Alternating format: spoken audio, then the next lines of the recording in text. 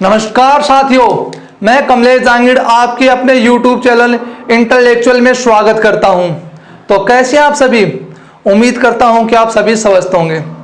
दोस्तों, हमने भारत का वैभवपूर्ण अतीत से संबंधित कुछ जो बिंदु थे उनका अध्ययन कर लिया था। अभी शेष बचे बिंदु का अध्ययन हम करेंगे, लेकिन उससे पहले दोस्तों, कोरोना के मामले दिन प्रतिदिन भारत में बढ़ते जा रहे हैं, तो आप अपनी सेहत का ख्याल रखिए। अभी स्कूल खुलने में पता नहीं कितना समय और लगने वाला है, तो जो आपको वक्त मिल रहा है उस वक्त आप पूरा सदुपयोग कीजिए और जब तक स्कूल खुलते हैं तब तक आप अपना सिलेबस पूरा कर लीजिएगा। अगर आप हमारे चैनल पर नए हैं तो वीडियो को लाइक करने के साथ शेयर कीजिएगा तथा चैनल को सब्सक्राइब कीजिए और बेल आइकन भी दबा दीजिए ताकि आपको हमारे वीडियो के सारे अपडेट प्राप्त हो जाएं। तो चलो, हमें बिना किसी देरी के हम अपनी क्लास की शुरुआत करते हैं। उससे पहले हम थोड़ा रिवीजन कर लेते कि हमने अभी तक क्या पढ़ा। हमने पढ़ा कि भारत के इतिहास को जानने के लिए दो स्रोत हैं। पहला ऐतिहासिक स्रोत और दूसरा है पुरातात्विक या पुरालेखीय स्रोत। और ऐतिहासिक स्रोत का दूसरा नाम साहित्यिक स्रोत भी था, और साहित्यिक स्रोत में ऐतिहासिक स्रोत एक भाग भी था। तो साहित्यिक स्रोत के हमने तीन भाग माने थे। पहला ऐतिहासिक स्रोत था, और ऐतिहासिक स्रोत में ब्राह्मण साहित्य, बुद्ध साहित्य तथा जैन साहित्य, ये भाग हमने पूरा कर लिया था। दूसरा भाग था बुद्ध साहित्य में और जैन साहित्य में कुछ प्रमुख पुस्तकों की वो जानकारी हमने हासिल की थी कि कौन सी पुस्तक प्रमुख है, कौन सी पुस्तक प्रमुख नहीं है। उसके बाद हमारा धर्मेंद्र साहित्य के 4 या 5 भाग थे, जैसे विश्व साहित्य था, विदेशी साहित्य था, ऐतिहासिक साहित्य था इत्यादि। हमने ये भाग भी पूरा कर लिया। इस धर्मेंद्र साहित्य का हमारा एक भाग बचा हुआ, कौन सा भाग? क्षेत्रीय साहित्य। और उसके अलावा एक हमारा भाग बचा हुआ वंशावली। उसके बाद जो ऐतिहासिक साहित्य था वो हमारा पूरा हो जाएगा। तो हम शुरुआत करते हैं क्षेत्रीय साहित्य से। किससे? क्षेत्रीय साहित्य से।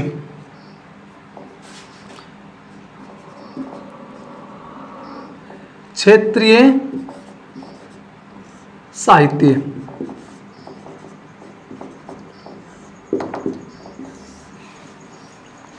किसी क्षेत्र विशेष को लेकर लिखा गया साहित्य क्या कहलाता है?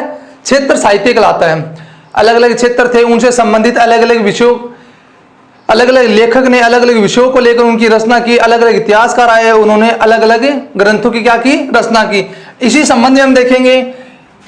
देखो, पहले तो इसकी हम परिभाषा वो देख लेते हैं। क्षेत्र विशेष से संबंधित, क्षेत्र विशेष से संबंधित की गई ग्रंथों की रचना, की गई ग्रंथों की रचना क्या कहलाता है? क्षेत्रीय साहित्य कहलाता है। और क्षेत्रीय साहित्य में प्रमुख ग्रंथ कौन कौन से हैं वो देख लो। प्रमुख ग्रंथ, पहला है तमिल साहित्य। एक भाषा है ना तमिल, उसका प्रमुख ग्रंथ कौन सा है? तमिल साहित्य। तमिल साहित्य। देखो, तमिल साहित्य का एक दूसरा नाम मिलता है। तमिल साहित्य दूसरा नाम क्या मिलता है? संगम साहित्य। इसका अन्य नाम क्या है? संगम साहित्य। अब देखो, संगम साहित्य में हमें जानकारी किसकी मिलती है वो देखो। जानकारी किसकी जानकारी प्राप्त होती है? विजयनगर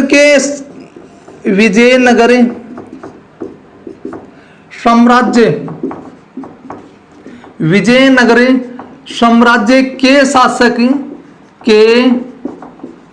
शासक कृष्ण देव राय के बारे में जानकारी प्राप्त होती है। कृष्ण देव राय के बारे में जानकारी प्राप्त होती है। तमिल साहित्य का दूसरा नाम क्या है? संगम साहित्य। और इसमें किसकी जानकारी मिलती है? विजयनगर के शासक कौन थे? कृष्ण देव राय। इसके बारे में क्या मिलती है? हमें जानकारी प्राप्त होती है। एक चीज और देख लो विजयनगर साम्राज्य के बारे में। बात करें विजयनगर की, तो विजयनगर की स्थापना कब हुई? 1336 ईस्वी में किसने की? किसने की थी? दो भाई थे, दो भाइयों, क्या नाम था? हरिहर तथा बुक्का, द्वारा।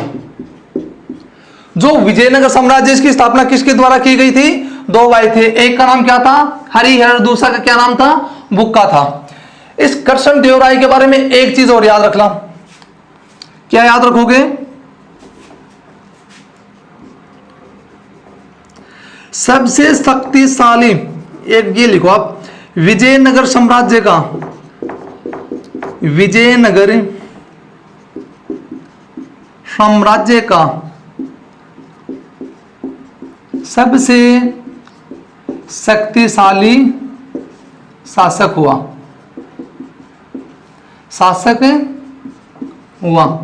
कौन? कृष्णदेव राय।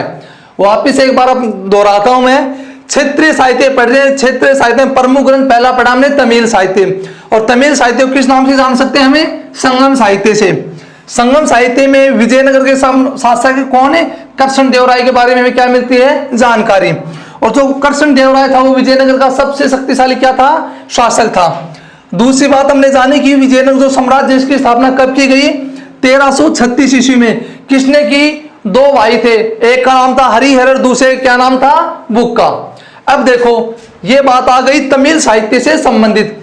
अब राजस्थानी भाषा है, उसको लेकर भी कुछ प्रमुख ग्रंथ लिखे गए हैं। राजस्थानी क्षेत्र करो भाषा के बजाय आप, राजस्थानी क्षेत्र से संबंधित प्रमुख ग्रंथ, संबंधित प्रमुख ग्रंथ। पहला देखो आप, चंद्रबरदाई द्वारा रचित कौन सा? पृथ्वीराज रासो। कौन सा? पृथ्वीराज रासो। और इससे पहले मैंने आपको बताया था पृथ्वीराज विजय, और पृथ्वीराज विजय की रचना किसने की थी? जयानक ने, याद रखना। दूसरा देखो, वंश भास्कर, सूर्यमल मिश्रण द्वारा रचित, सूर्यमल मिश्रण द्वारा रचित, मिश्रण द्वारा रचित कौन सा?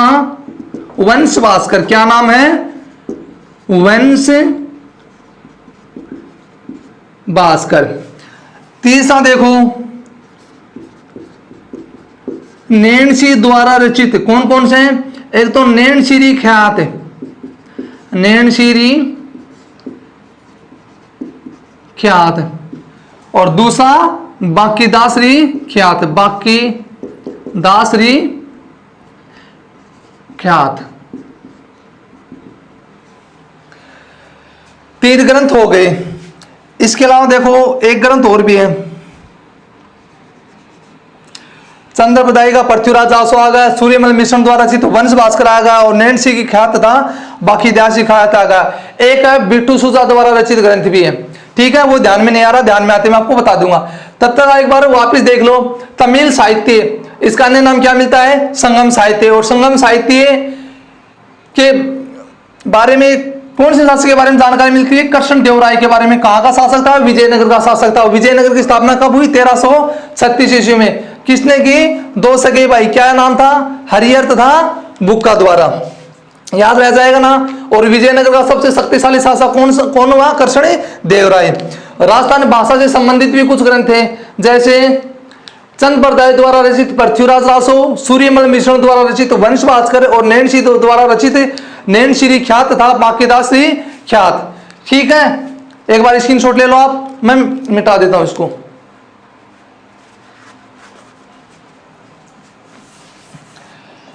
अगर आपको समझ में नहीं आ रहा तो वीडियो को पीछे कर वापस देख लीजिए, उसके बाद भी समझ में नहीं आ रहा तो कमेंट बॉक्स में कमेंट कर दीजिए। अरे 3-4 किताबें अगर याद करोगा तो याद हो जाएंगी, 5-10 मिनट को टाइम लागोगे, हम चीजें बार बार देखोगा तो बहुत जल्दी याद होंगे। ठीक है, अब देखो वंशावलियां, क्या बच गई? वंशावलियां। यहां लिख रहा हूं वंशावलियां।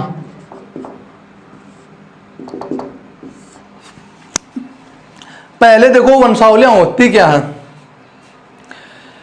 देखो आपने कभी गौर किया हो तो कभी न कभी हमारे घर पर एक व्यक्ति आया जो अपने साथ कुछ बही वगैरह या पोथी खाना जिसको बोल सकते हैं लेकर आया, और वो हम उससे पूछते कि हमारे दादाजी कौन थे, हमारे दादाजी के पिताजी कौन थे, या फिर हमारे जो पूर्वज थे वो कहाँ रहते थे। तो वो व्यक्ति हमें पूरी की पूरी जानकारी देता है, और वो जानकारी क्या कहलाती हैं? वंशावलियां कहलाते हैं। उन्हें अलग अलग नामों से जान सकते हैं। किसी जगह उन्हें बड़वा कहा जाता है, किसी जगह उन्हें पंडे कहा जाता है, कहीं उन्हें पुरोहित कहा जाता है, कहीं पर उन्हें जागा कहा जाता है, तो कहीं पर उन्हें जोगा भी कहा जाता है। मतलब व्यक्ति एक है, उनका काम भी एक है, लेकिन अलग अलग स्थानों पर उसे अलग अलग नाम से पुकारा जाता है। ठीक है, तो देखो किसी जाति वर्ग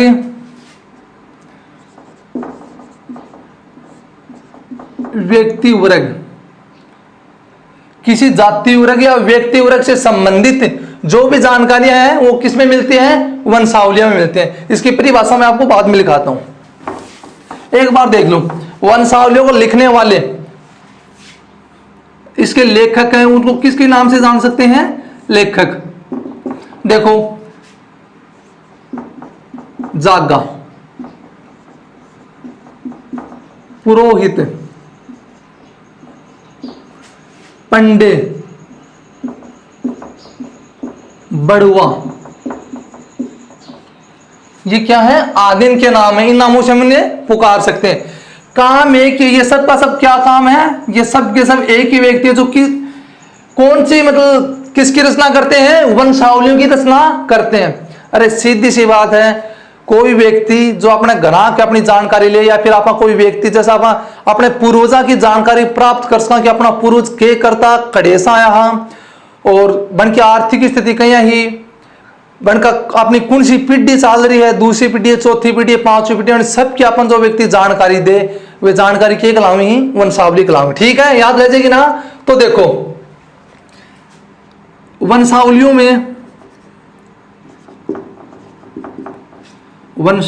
में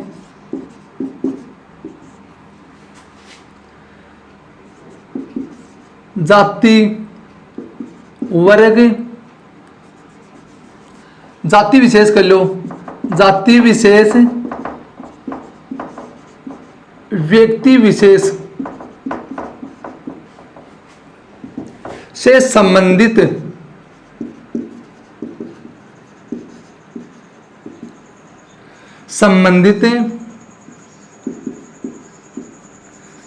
जानकारी का इतिहास में लेखन होता है। जानकारी का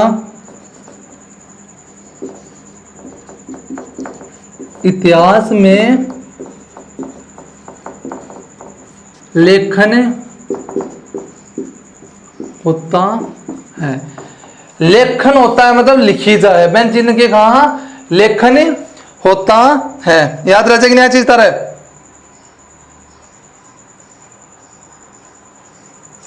अब देखो वंशावलियों में व्यक्ति के पूर्वजों तथा उनके वंश से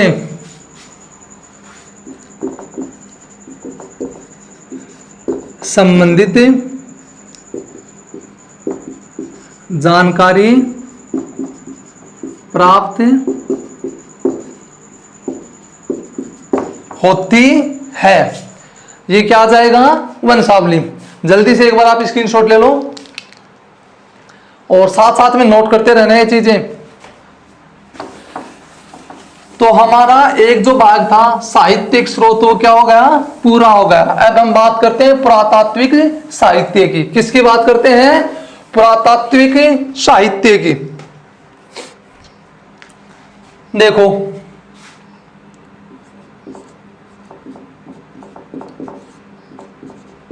पुरातात्विक या फिर पुरालेखीय साहित्य,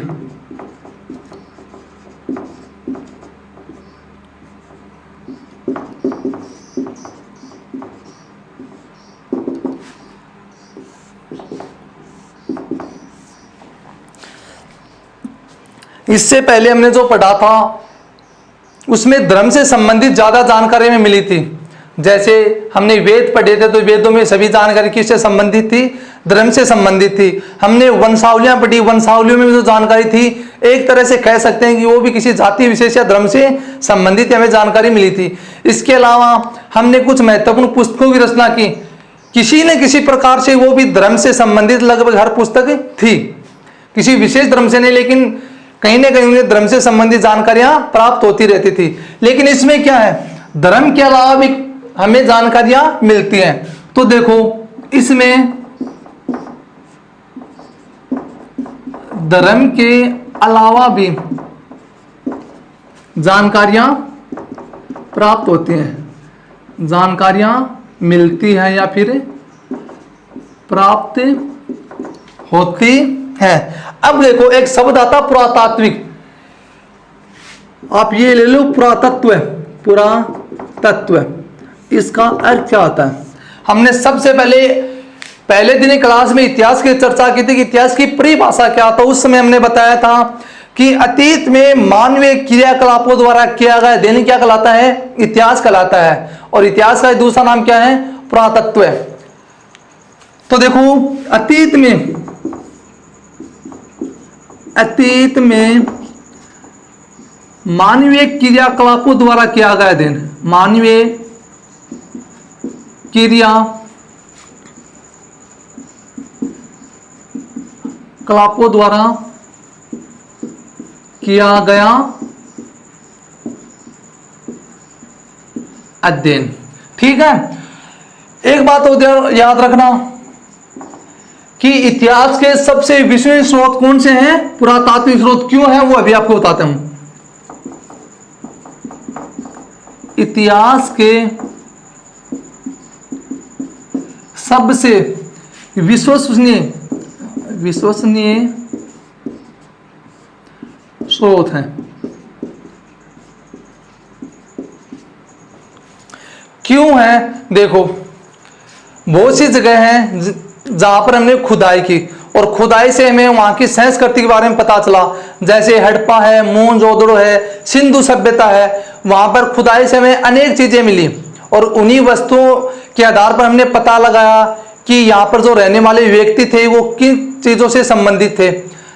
हमें उन्हें अलग अलग प्राप्त जानकारी के अनुसार अलग अलग नाम दे दिए। जैसे कांस्य युगीन सभ्यता आ गई, पाषाण युगीन सभ्यता आ गई। पाषाण का था पत्थर, जहां पर व्यक्ति पत्थरों का ज्यादा प्रयोग करते थे उन्हें पाषाण युगीन सभ्यता कहा गया। जहां तांबे का ज्यादा प्रयोग होता था वह ताम्र युगीन सभ्यता हो गई। जहां कांस्य का ज्यादा प्रयोग होता था वहां वह सभ्यता क्या कहलाई? कांस्य युगीन सभ्यता। तो ये जानकारी जो हमें प्राप्त हुई कहां से प्राप्त हुई है? पुरातात्विक स्रोतों से। अलग अलग हमने खुदाई की, कई जगह हमने प्राप्त लिपियों के अनुसार हमने इस बात का क्या लगाया? अंदाजा लगाया। ठीक है, तब देखो जो पुरातात्विक साहित्य ने कितने भागों में बांटा? हमने 5 भागों में। कितने भागों में बांटा है? 5 भागों में। और इसका प्रथम भाग कौन सा था? पुरालेख, खुदाई से प्राप्त पुरा अवशेष। खुदाई से प्राप्त पुरा अवशेष। देखो ज्यादा कुछ नहीं करेंगे, जो बातें मेन वही हमें याद करेंगे। जब हमने खुदाई की तो हमें 4 प्रकार की चीजें मिली। वो देखो कितनी प्रकार की चीजें मिली? 4 प्रकार की। पहले देखो गहरे रंग के मृद मांड। दूसरी चीज क्या प्राप्त हुई हमें? काली व लाल रंग के मृद भांड, इसे सेंस करती भी बोल सकते हैं, या लाल रंग की मृद भांड की आप सेंस करती भी लिख सकते हो। तीसरा देखो,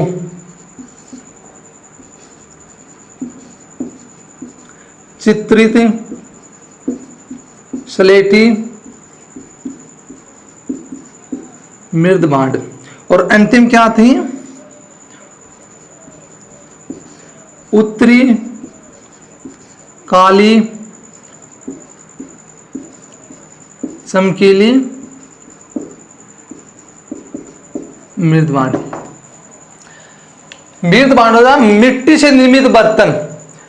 हमने जहां जहां खुदाई की वहां अधिकतर मतलब जितने भी मृद भांड मिले हैं उनको कितने भागों में बांट सकते हैं हमें, 4 भागों में। पहले गेरुए रंग के प्राप्त मृद भांड, दूसरे उत्तरी काली चमकीली मृद भांड, एक मिला चित्रित स्लेटी मृद भांड, और एक क्या मिला है, काली व लाल रंग के मृद भांड, या काले व लाल रंग के मृद भांड आप कर सकते हो, काले व लाल रंग के मृद भांड। अरे सीधी सी बात है, खुदाई के दौरान अलग अलग प्रकार का मृद भांड हुआ है, लेकिन में प्रमुखतः कई प्रकार का रंग मिले आपने, 4 ही प्रकार का रंग मिला। और ये 4 रंग कौन कौन सा है, ये आपका सामने रही हो, 1 नंबर, 2 नंबर, 3 नंबर और 4 नंबर, याद रह जाएगा ना। हाँ बिल्कुल ठीक है। आप पहले प्रकार के हो पूर्व को। अब देखो दूसरा प्रकार, दूसरा के नाम हो अभिलेख। अभिलेख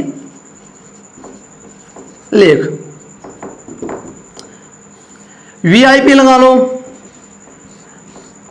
वीआईपी वेरी इंपॉर्टेंट पर्सन। अक्सर परीक्षा में किसी न किसी रूप में से पर्सन जरूर आता है।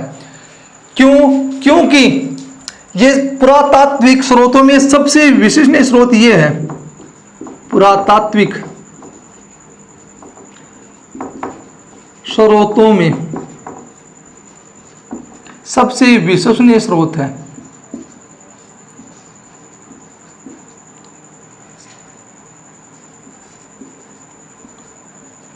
विश्वसनीय स्रोत है। विश्वसनीय क्यों है, क्योंकि इसमें हमें पहली तिथि की जानकारी प्राप्त हुई, निश्चित तिथि की जानकारी प्राप्त हुई, राजाओं के नाम की जानकारी प्राप्त हुई, उनके वंश से संबंधित जानकारी प्राप्त हुई, उनके साम्राज्य से संबंधित हमें क्या मिली, जानकारी प्राप्त हुई। इसलिए बोलते हैं कि सबसे जरूरी, सबसे महत्वपूर्ण क्या चीज है, अभिलेख। जैसे देखो प्रमुख अभिलेख, प्रमुख अभिलेख कौन कौन से थे, देखो जूनागढ़ से प्राप्त रुद्रदामन के अभिलेख, रुद्रदामन के अभिलेख, ये ऊपर का मिटा रहा हूं भाई मैं, और पढ़ लिया करो टॉप रो, टाइम बर्बाद करना कुछ ही को नहीं है, नहीं हांडो का बित्ता का टक्कर मारता।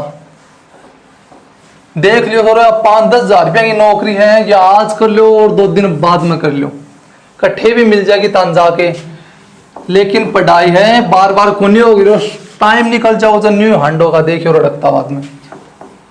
तो जो टाइम मिलेगा क्या करो, पूरी तरह सदुपयोग करो। देखो भाई, प्रथम हो गया जूनागढ़ से प्राप्त अभिलेख, और दूसरा प्रमुख कौन सा इसके अलावा, देखो अशोक के शिलालेख,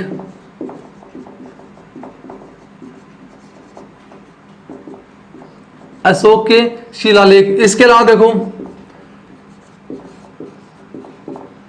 कलिंग नरेश,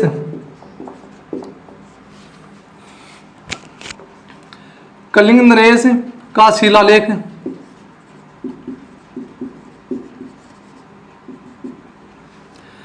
स्कंदगुप्त का भीतरी अभिलेख, स्कंद गुप्त का भीतरी शिलालेख या अभिलेख एक ही बात है, अभिलेख,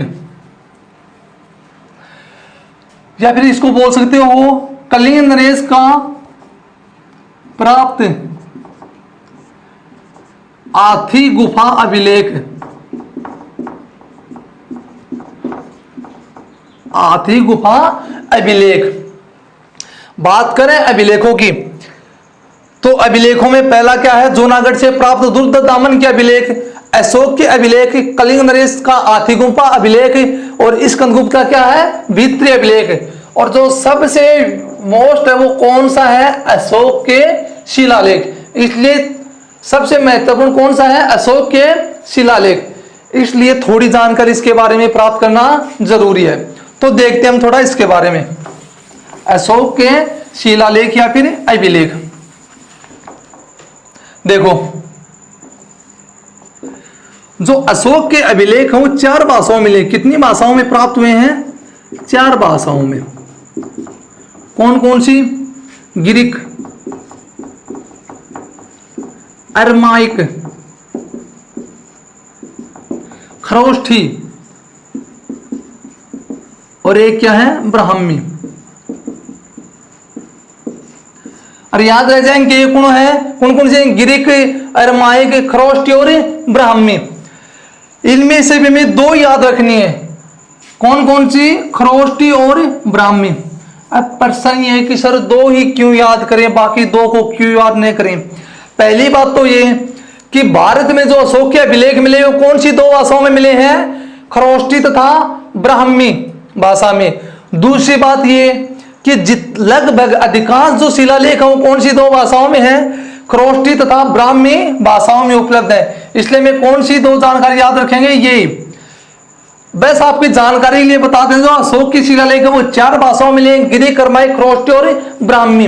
और अधिकांशतः भारत में कौन सी भाषाओं में मिले हैं, खरोष्ठी तथा ब्राह्मी भाषाओं में। एक बात और याद रखना कि मास्की तथा गुजरा अभिलेख में, मास्की तथा गुजरा अभिलेख में अशोक का नाम अशोक मिलता है, अशोक का नाम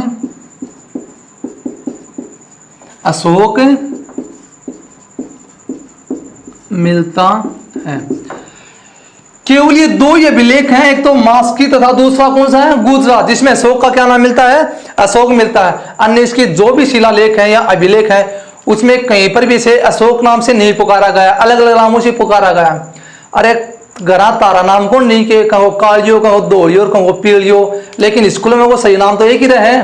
तो मैं हिसाब से भी का भी अलग अलग उपनाम, हाँ, लेकिन सही नाम से कड़ी पुकारे गए हैं मास्की और गुजरा अभिलेख में। याद रह जाओ ना। तो मास्की तथा गुजरा अभिलेख में अशोक का नाम क्या मिलता है, अशोक मिलता है। एक नोट कर लो, हालांकि आपके लेवल से बाहर है लेकिन याद रखने में क्या जाता, तो लगाओ एक नोट कि जेम्स प्रिंसेप ने 1837 में सर्वप्रथम अशोक के अभिलेखों को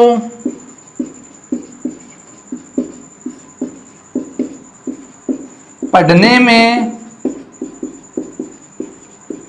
सफलता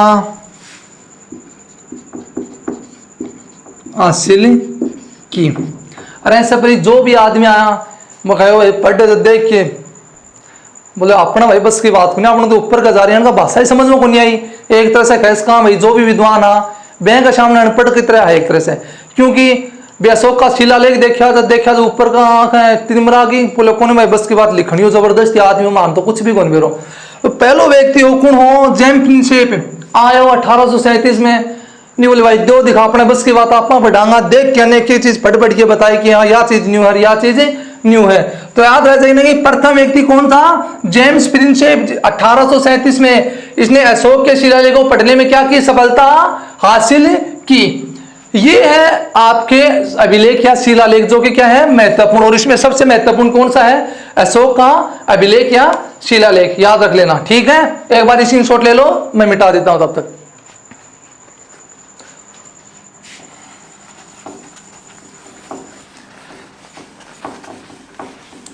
पटाखरो भाई टावरो ग्रां ज्यादा को नहीं 30 मिनट को टाइम मांगू तो आपसे टाइम ने कहीं भी निकालो। देखो कितने भाग हो गए पुरालेखीय स्रोतों के? 2 भाग, 2 गए ना। पहला खुदाई से प्राप्त अवशेष, दूसरा अभिलेख और तीसरा करते हैं मुद्रा या सिक्के। कौन सा? मुद्रा या फिर सिक्के। मुद्रा या फिर सिक्के।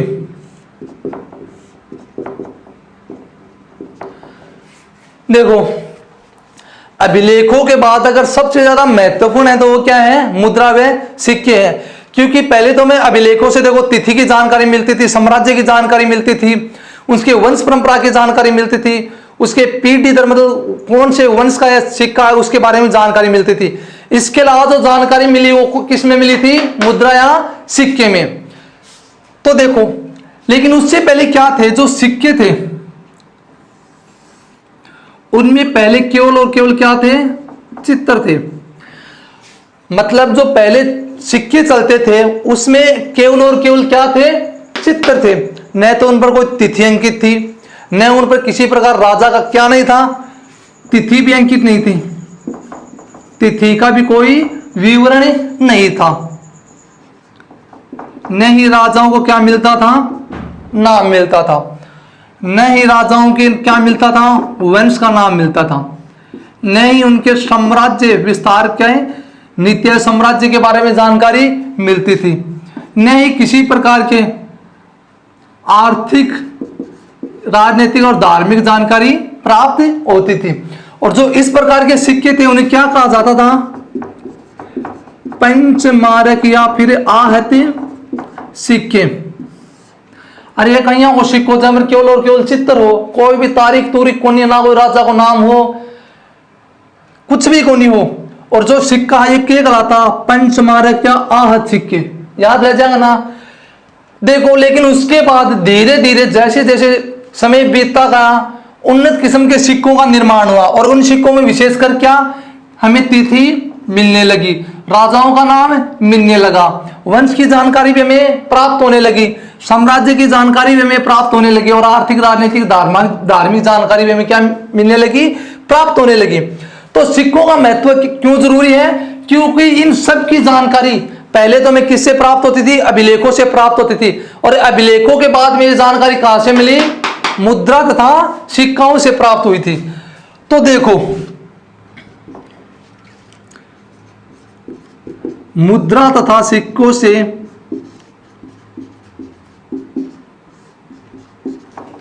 राजाओं के नाम, वंश परंपरा,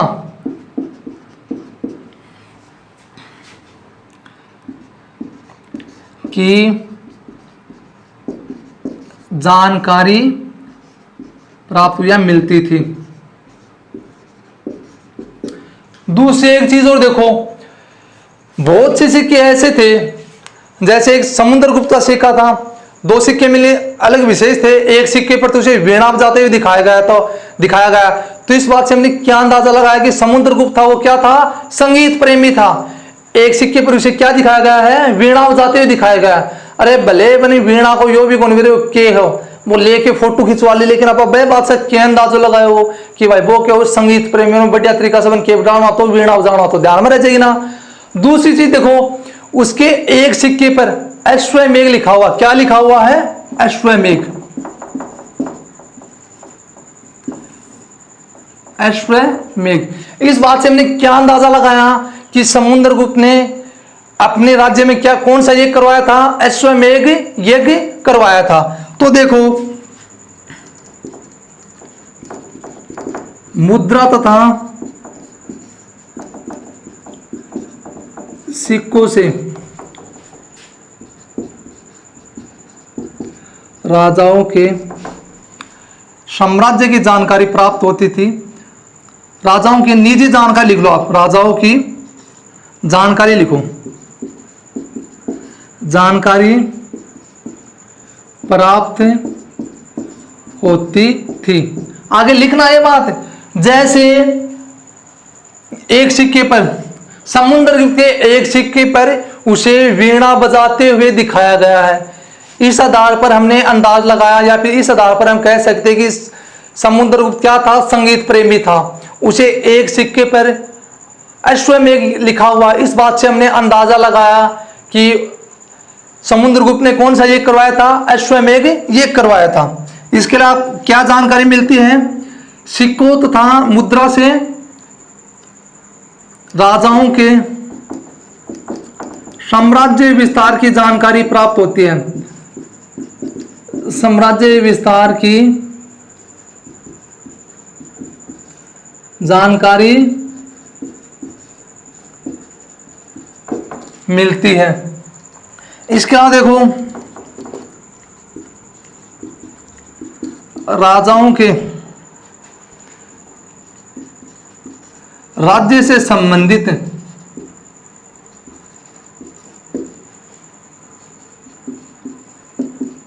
जानकारी भी प्राप्त होती है या फिर मिलती। मतलब किस राजा के समय में उसका राजा कितना उन्नत था, कितना गरीब था, या आर्थिक स्थिति से जूझ रहा था, ये सब की सब जानकारी किससे मिलती है, सिक्कों या फिर मुद्राओं से। इसलिए हम कह सकते हैं ना कि सिक्के व मुद्रा अभिलेखों के बाद में पुरातात्विक साहित्य में सबसे महत्वपूर्ण स्रोत हैं। ठीक है ना, याद रह जाएगी ना बात है। हाँ भाई, नहीं रही तो जा पड़ेगा, याद करनी पड़ेगी। यह बात ध्यान में रखियो कि जो पल्ली सिक्का मिला वह पर केवल और केवल क्या मिला, आपने चित्र मिला, चित्र वाला कुछ भी को नहीं हो।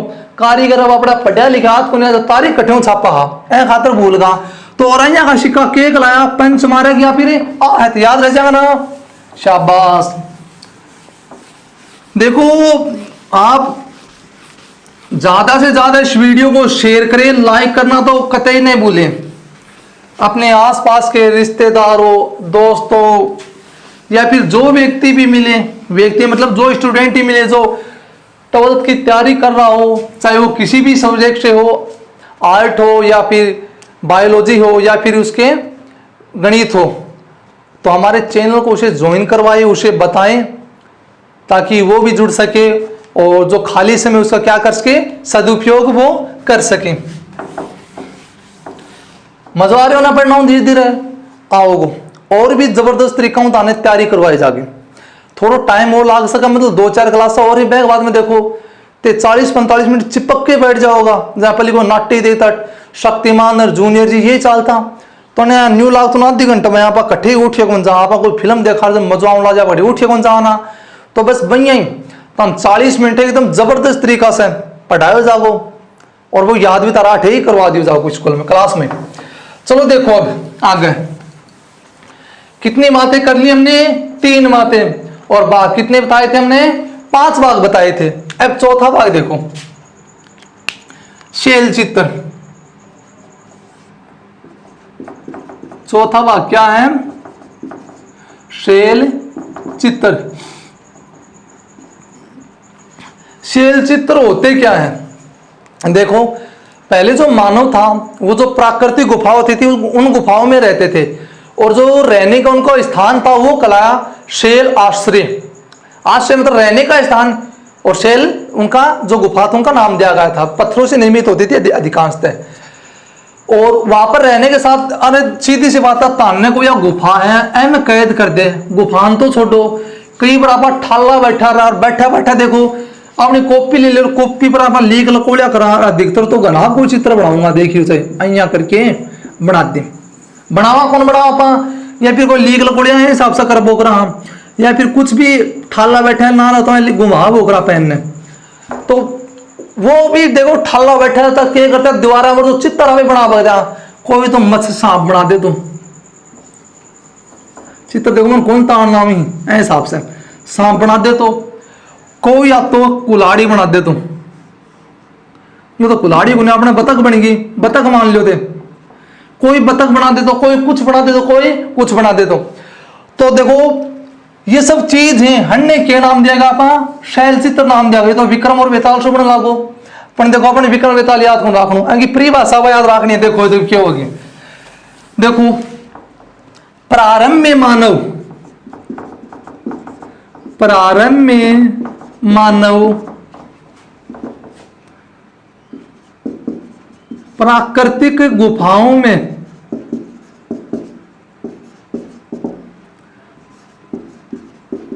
निवास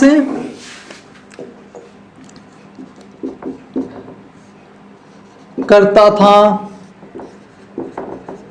जिन्हें शैल आश्रय कहा गया। क्या कहा गया? जिन्हें शैल आश्रय कहा गया। तथा उन गुफाओं में, उन्हें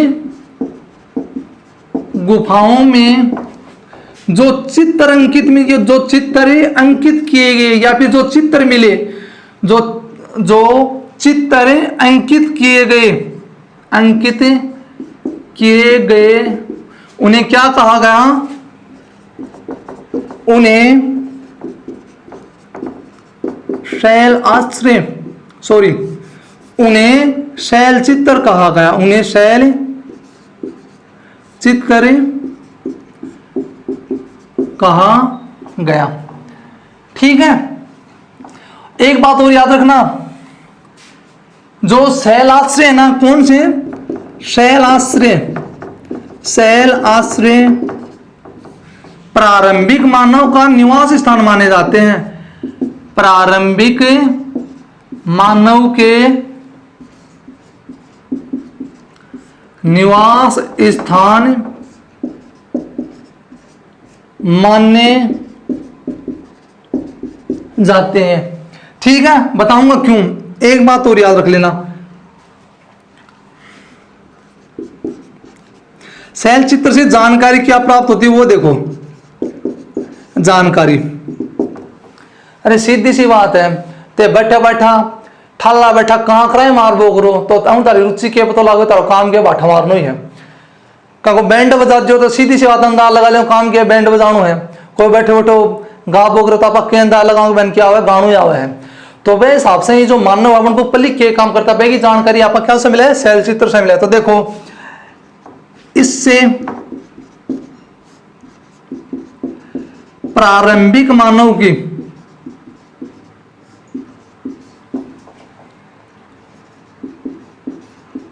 धार्मिक, आर्थिक तथा सांस्कृतिक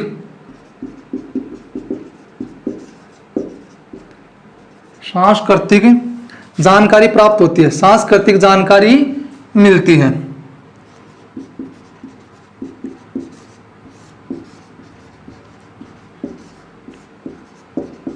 मैंने नाम दिया प्रारंभिक मानव। क्या नाम दिया? प्रारंभिक मानव। क्यों दिया? कि जो पहले के मानव थे उन्हें नाम दिया मैंने प्रारंभिक मानव। और प्रारंभिक गुफाओं में निवास करते थे, मतलब गुफाओं में निवास करते जो पहला उनका स्थान था, इसलिए उनका नाम दिया गया प्रारंभिक स्थान। ठीक है। क्यों मिलती थी जानकारी? सांस्कृतिक, धार्मिक। देखो किसी धार्मिक कैसे बोल सकते हैं?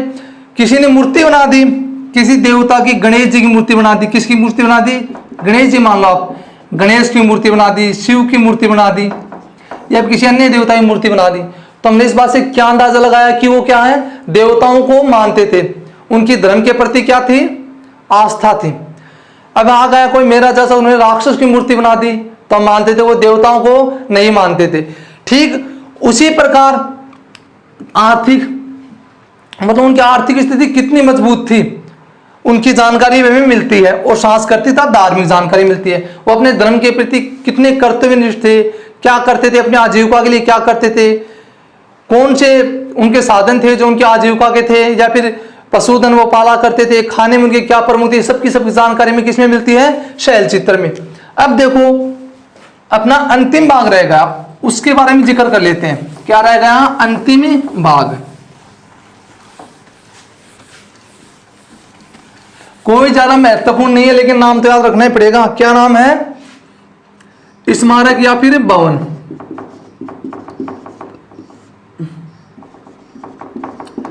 स्मारक या फिर भवन।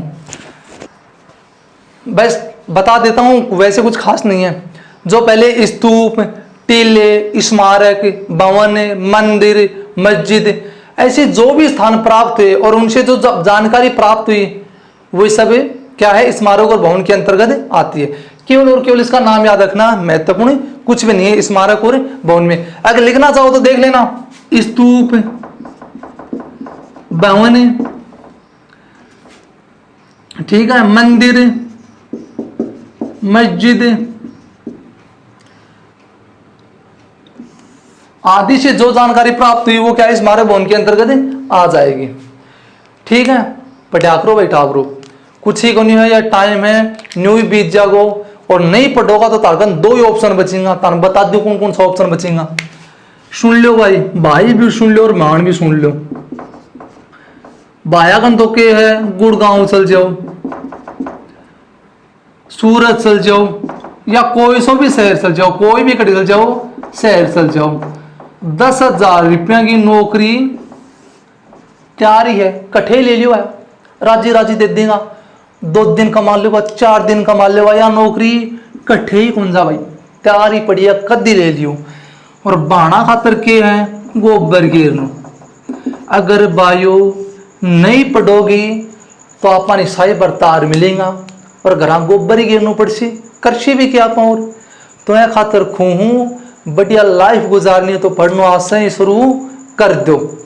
अगर बायो ते भी 10,000 की नौकरी नहीं करने जाओ, बायो ते भी नहीं चाहो कि अपन गोबर कौन गिरना पड़े, कोई ढंग की अपन 700 मिल जा, खेती को काम कम करना पड़े, तो आज से क्या कर दो, पढ़ना शुरू कर दो। ठीक है साथियों, तो आगे की क्लास में हम चर्चा जारी रखेंगे। जो हमारा नेक्स्ट पार्ट होगा जिसके बारे में जिक्र करेंगे वो आएगी पाषाणकालीन सभ्यताएं, पाषाणकालीन सभ्यताएं तथा पाक इतिहास, इसकी चर्चा करेंगे हम अगली क्लास में। वीडियो को लाइक शेयर करना न भूलें। अगर आप पहली बार हमारे चैनल को आए तो चैनल को सब्सक्राइब जरूर करें, साथ में बेल आइकन भी दबा दीजिए ताकि आपको हर वीडियो का नोटिफिकेशन मिलता रहे और आपकी कोई भी क्लास अछूती न रहे, समय समय आपको क्लास मिल जाए। अपने आसपास के रिश्तेदारों, नातेदारों, पड़ोसी, मित्रों सभी को इनवाइट करें, ज़्यादा से ज़्यादा उनको हमारी क्लासों के बारे में बताएं, हमारे चैनल के बारे में बताएं। तो सावधान रहें, घर पर रहें, सुरक्षित रहें। इसी के साथ मुझे दीजिए इजाज़त। जय हिंद दोस्तों।